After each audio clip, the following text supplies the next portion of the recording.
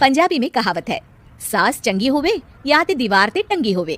संगीता की शादी भी एक ऐसे ही घर में होती है जहां उसकी सास दीवार पर टंगी होती है। ससुर और पति शादी के पहले दिन उसे सास के फोटो के सामने ले जाते हैं, जहां ससुर जी कहते हैं, बेटा बेटा संगीता, ये तुम्हारी सास थी, बहुत नेक और भली, लेकिन थोड़ी गुस्सैल थी। गुस्सा आने पर सब तहस नहस कर देती थी, पर अब ये इस दुनिया में नहीं है। हाँ संगीता, माँ होती तो तुम इनकी कोई बात टाल नहीं सकती थी, वरना तो माँ घर में भूचाल ले आती। संगीता मन में खुश होती है कि अच्छा है कि ऐसी औरत अब इस घर में नहीं है, लेकिन दिखावे के लिए वो जैसे ही सास की फोटो के सामने हाथ जोड़कर खड़ी होती है, ये क्या? सास उसे देखकर मुस्कुराने लगी। संगीता आंखों को मलकर एक बार फिर से देखती है, लेकिन फिर सास के चेहरे का भाव, भंगिमा यानी एक्सप्रेशन बिल्कुल बदले होते हैं। वो अपने पति और ससुर को कहती है, माँ की तस्वीर तो स्माइल कर रही है। ना ना बेटी, ये कैसे संभव है? जरूर तुम्हें कोई गलती हुई होगी, ऐसा कैसे हो सकता है?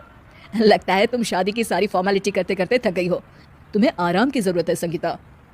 खैर, सारे संगीता की बात को इग्नोर कर कमरे में चले जाते हैं। वैसे सास की फोटो पर एक्सप्रेशन एक के बाद एक बदलते ही रहते हैं।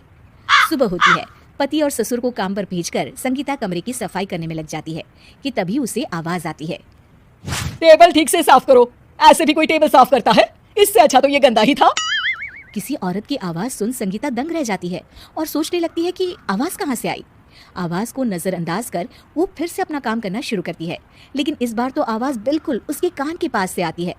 मेरा घर है ये, जब तक मैं थी चमका कर रखती थी, हर एक चीज शीशे की तरह थी। तुम्हें तो ना सफाई आती है ना कुछ पता है। क्यों तुम्हें मेरे घर की जिम्मेदारी दे दी गई है? पता नहीं तुमने मेरे बेटे को क्या दिखाई दिया। मैं होती तो एक से बढ़कर एक लड़कियों की लाइन लगा देती। अब संगीता को समझने में देर नहीं लगी कि ये आवाज किसी और की नहीं बल्कि उसकी सास की है, जो दीवार पर टंगी है। वो उसके पास जाती है और कहती है, नमस्ते सासू माँ, मुझे तो कल ही लग रहा था कि दीवार में कुछ काला है। वो दीवार नहीं, दाल होती है पगली। सही पकड़े हैं सासू माँ। तो क्या हो गया आपको जो आप यहाँ भी चैन से नहीं बैठी हैं? सुना मैंने आपका व्यवहार काफी गुस्से वाला था।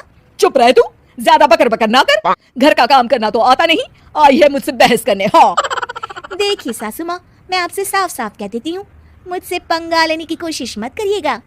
तभी पीछे से संगीता का पति आता है। अरे संगीता, किससे बात कर रही हो? कौन है वहाँ? संगीता की सास की फोटो फिर से पहले जैसी हो जाती है। आपकी माँ से कह रही थी कि मुझे काम करना आता। अरे संगीता, माना सास के ताने हर बहू को अच्छे लगते हैं, लेकिन यहाँ तो माँ है ही नहीं, तुम तो फोटो से ही। तुम भी लाजवाब हो संगीता। किसी को विश्वास नहीं होता कि संगीता अपनी मरी हुई सास की फोटो से बात करती है। वहीं आए दिन संगीता की सास संगीता को किसी न किसी बात पर आते जाते ताने देती। संगीता को भी अब सास के तानों और उनसे बात करने की आदत हो गई। वो कभी खानदान की कहानी तो कभी तीज त्योहार कैसे मनाएं या किसी व्यंजन की रेसिपी सास से ही पूछती। सारा दिन घर में अकेली संगीता की सास अब उसके लिए तानों के साथ पक्की साथी की तरह भी रहने लगी थी, जो किसी और को नहीं बल्कि संगीता को ही सुनाई देती। तो देखा आपने, सास बहू का रिश्ता हर रिश्ते से ऊपर होता है, फिर चाहे वो खट्टा हो या मीठा।